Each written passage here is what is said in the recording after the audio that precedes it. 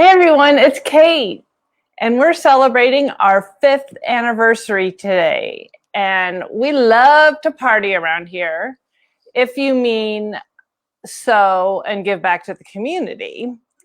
That's what we like to do. So that's what we're going to do today. We kicked off the celebrations with my interview of Jenny Rushmore on Wednesday. Jenny owns Cashmere Patterns, and we talked about her journey to starting her company and also about her contributions to the sewing community and to body positivity. And today I'm going to be jumping on 3 times, and during this video right now, we're going to talk to Becky Margolis of the YWCA here in Missoula and talk about the programs that they have for people in Missoula. And then at noon and 3, I'm going to talk about 2 service projects that we encourage you to participate in so that you can donate to the YWCA. At noon, I'm going to show you how to make a really nice drawstring bag.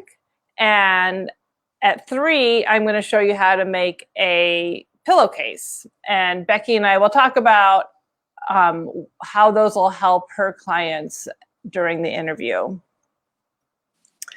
And to create more of a party atmosphere, if there could be more of a party atmosphere than that, every time you like or comment on any of our anniversary videos, we'll enter your name to win a raffle. First prize, if you're a garment maker, will be a great fitting kit. We have our Palmer Clutch Complete Guide to Fitting, perfect pattern paper, and a really nice curved ruler with a seam allowance built in.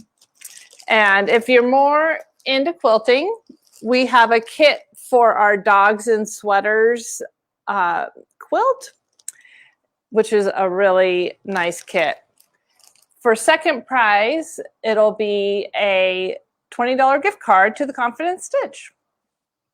So be sure to like and comment on this video and all the videos in our anniversary series. So welcome, Becky. Thank you, Kate. It's thanks for having me on. It's great to be here speaking with you. Yay. When I'm looking at Becky, I have to look down, so I apologize.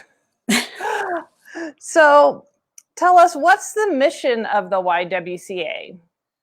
Yeah, so the YWCA Missoula is dedicated to eliminating racism, empowering women, and promoting peace, justice, freedom, and dignity for all.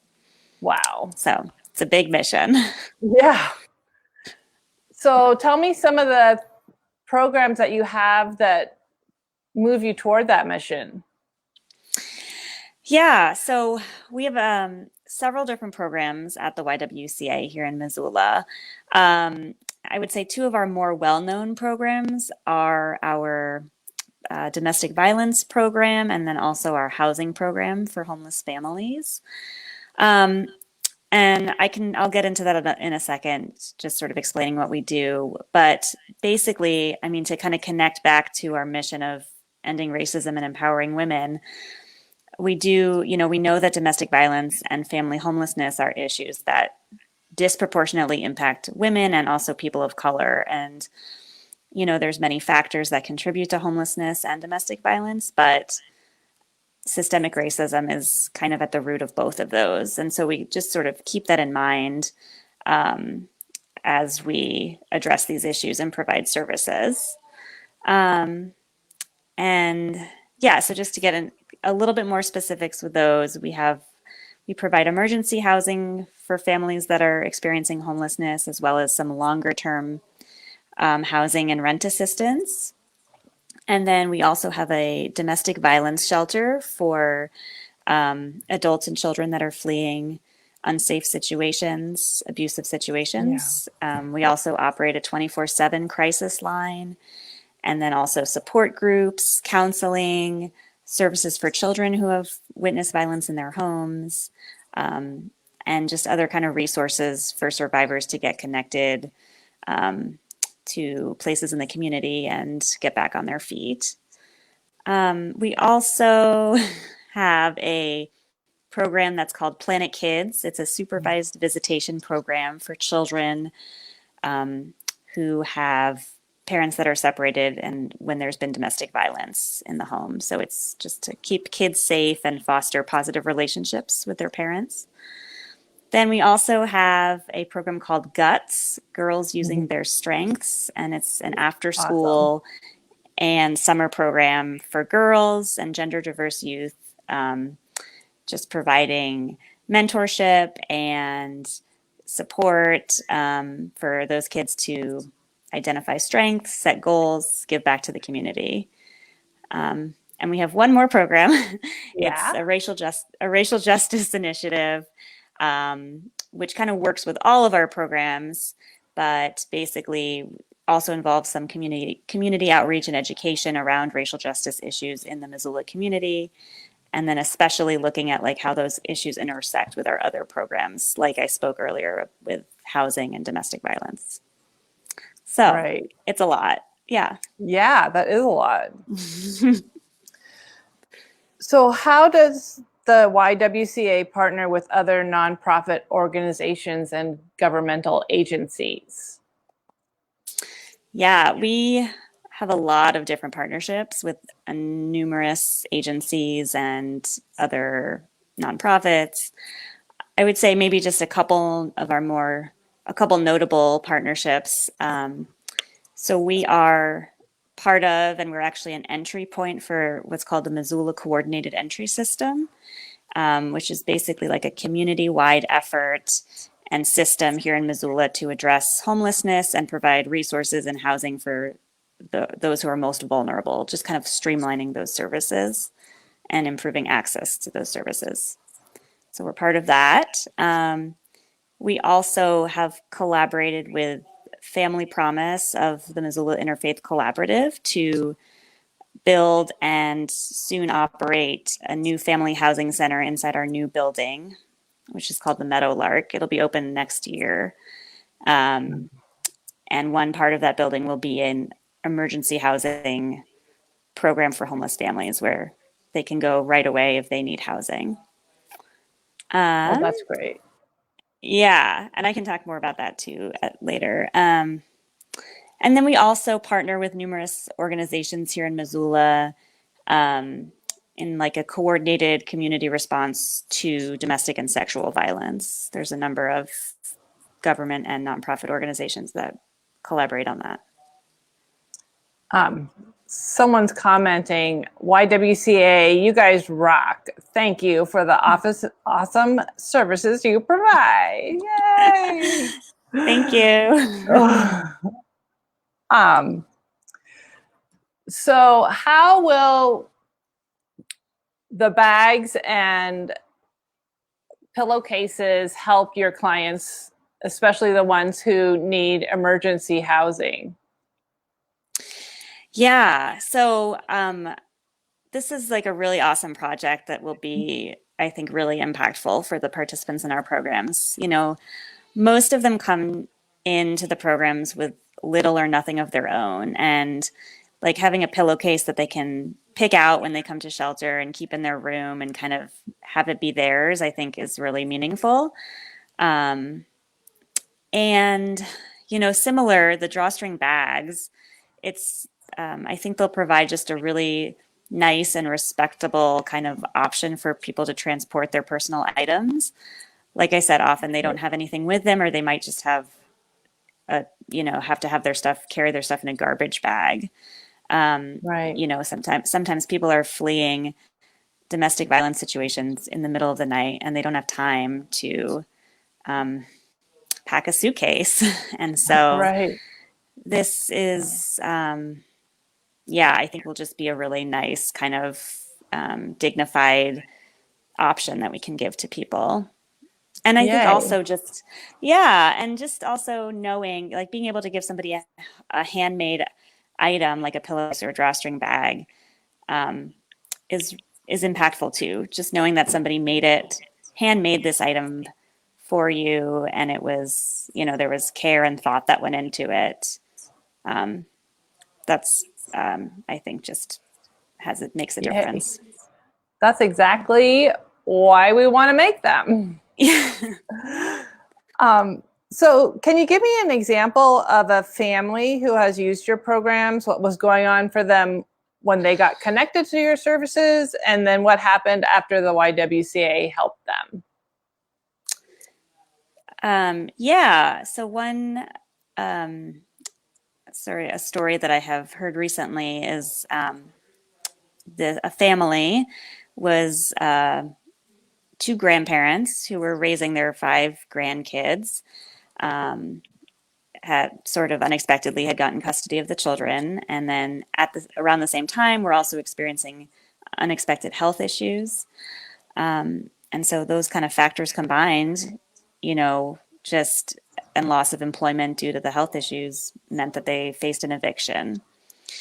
And so at that point, they were able to get connected to the YWCA emergency housing program, which is a short-term program for families with children that are experiencing homelessness. Currently, we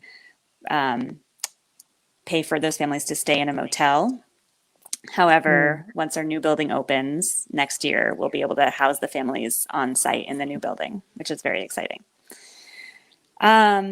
Anyway, so yes, the family was able to get into the emergency housing motel rooms, work with our case manager to explore other housing options and other resources for people in Missoula that might be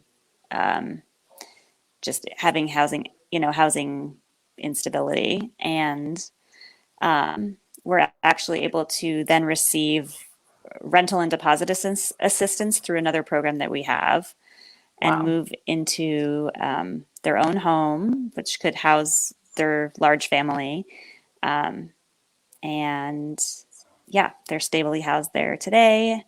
And That's great. I think just really benefited from that. Yeah, the support. Yeah, and we all resources. just need a leg up every once in a while. Mm-hmm. Yes. What are the biggest challenges you face as an organization? Well, I think this year, COVID, of course, has presented numerous challenges. We are just kind of like constantly having to adapt and change our programs, and not really having a roadmap for how to do that. Yeah. So, we've had to implement protocols in our shelter and in our offices. And also, as an essential service provider, we've kept our essential services open throughout this pandemic. But I think that's definitely been challenging, especially with all of the unknowns. Another challenge, this is also a good thing, but as I've mentioned, we're building a new facility, and this has been, yes, a big project, big challenge that's spanned many years, but it's really coming to fruition now. So construction is well underway. It's over on West 3rd Street near the Good Food Store if you're in Missoula. And so construction will be done in a few months. We also just completed our capital campaign. That was many years in the process to fund the construction of the building. So yeah, challenging, but also all good things. Yeah.